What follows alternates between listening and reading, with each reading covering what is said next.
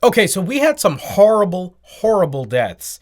And of course, the return of Floki. What's going on, YouTube? Welcome to SIBZ West Coast, East Coast Siblings, where we break down your favorite movies and TV shows. Guys, we're on episode 19 of the final season of Vikings. We're going to break it all down. Try not to get emotional. This is going to be a review, biggest takeaways, reaction, all rolled into one video. So hit the subscribe button and click the bell if you don't want to miss the finale.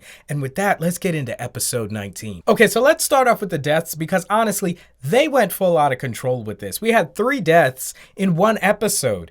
And whereas we had pretty much no primary character deaths the entire half of this season. I mean, Orgel and Eric already would have been aplenty. And Orgel's not even really that big of a character. But then to throw King Harald in there, it just went over the top. So let's start off with King Harald because he's not really tied to the other 2 deaths. They're kind of connected.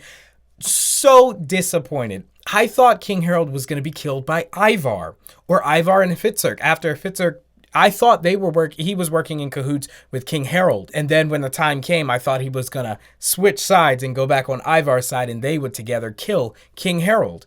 Or Fitzurk would kill him, or Ivar would kill him. Heck, even King Alfred would kill him. But no, he gets killed by King Alfred's right-hand man. And let me pause for a second because King Alfred looks like he should have been dead too. I mean, maybe he took one under the arm, like in the armpit, hitting an artery probably, but it looked close to the heart. But no, he shook that off, as where King Harald takes one through the gut, and he was done in about, 2-3 minutes? But so disappointed. There were so many different avenues they could have taken to end King Harald. And of course, we know a lot of these characters, if not all of them, are going to die by the end of the very next episode, episode 20. That's not the main issue. The issue is the way that they died. You know, love him or hate him, he deserved a better death than that. And with that, let's move into the other 2 deaths. We have Orgel, who was the servant who was hired by King Eric to kill Ingrid, but she played a whole master Batman strategy on him and enlists the help of Nissa, who I guess was Orgel's wife or friend, or I don't know. I don't really know what their relationship was. Let me know in the comments down below.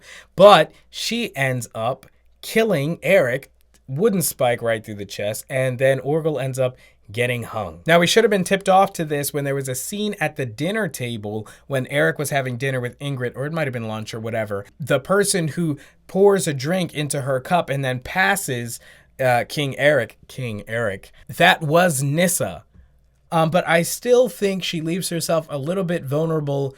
I think she would have had a better chance playing Puppet Master. But you know what? Now that both Eric and King Harald are dead, wow, there's no one really standing in Ingrid's way to the throne. Now, possibly Ivar or Fitzurk could challenge the throne, but we don't really see either of them making it out of this next episode alive. So it honestly looks like the series is going to end with Ingrid being queen effectively of Kattegat. And then finally, goodness gracious, they make sense of the whole reason we've been following Ubba, Torvi, and Oter for all this time. They get to this island, Vinland, and they find that Floki has survived and he's there. He's living up in some hut. And they were tipped off to this by the fact that some of the natives there were speaking their language. And Oter was like, well, how would they know words in our language unless they had been visited by Vikings before? And now we're seeing that it was indeed Floki. Floki even carved an image of Ragnar there as well. Now, when they were saying crazy man, I'm like, well, Ragnar is a kind of a berserker type warrior, but he's not really crazy. So that's the second I was like, oh, it's Floki. But can I just be honest? Even with him being here, even with us discovering him, so what? Like, he's a great character. People love him. But what is the importance of him actually showing up? He's almost completely irrelevant to what's going on in Wessex. All that he can do is join Ubba and Oter and them and maybe lead the Viking people in this new land. And maybe that's enough. Maybe that's a satisfying ending. I don't know. I felt like everything should come together for one big final moment. And it seems like they're just having 2 smaller moments in Wessex and in Vinland separately. And that's supposed to be it. Either way, I still found the episode enjoyable, but I guess the season is just shaping up to not end the way I expected, which in some ways is good because it's not predictable, but in other ways, I'd rather it be unpredictable in a good way.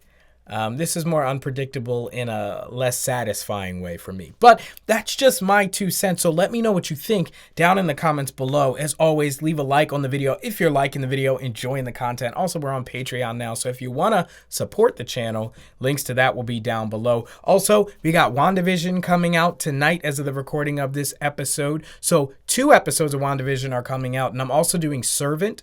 The next episode, episode 4, is coming out on Apple TV at midnight as of the recording of this video. So we got a whole lot of content coming your way you don't want to miss. Again, click the bell so that you don't miss. Thank you guys so much for watching as always, and I'll see you in the next one.